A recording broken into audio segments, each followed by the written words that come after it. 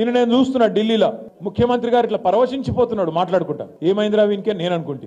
ఏమైందంటే ఆయన కట సోనియా గాంధీ ఉత్తరం రాసిందట.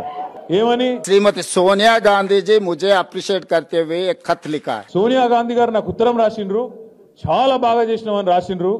నేను దానికి ఇది నాకు ఆస్కర్ అవార్డు కంటే, నాకు లైఫ్ టైం అచీవ్మెంట్ కంటే, గోల్డ్ మెడల్ కంటే ఇదే నాకు ఎక్కువ అన్నాడు. This is for me life time achievement. This is for me Oscar award. This is for me Nobel prize.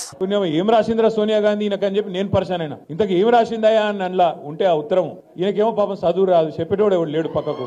ఆ డిగ్రీ కూడా నాకు తెలిసి దొంగ డిగ్రీ తప్ప నిజాం డిగ్రీ అయితే కాదు. మీరు చూడు ఆ లెటర్ చూసిరా లేదా మీరు? ఆ లెటర్లు ఏం రాసింది తెలుసా? సోనియమ్మ, నువ్వు పిలిచినావు నన్ను, కానీ నేను రాలేకపోతున్నా, ఏమనుకోకని రాసింది. అంతే, అంత తప్ప ఏం రాయాలి. దానికి ఈయన పట్టుకొని ఇగో ఇది నాకు ఆస్కర్ అవార్డు, నీకు కావాల్సింది ఇవ్వాల్సింది ఆస్కర్ అవార్డు కాదురా నాయన, నీకు ఇవ్వాల్సింది భాస్కర్ అవార్డు.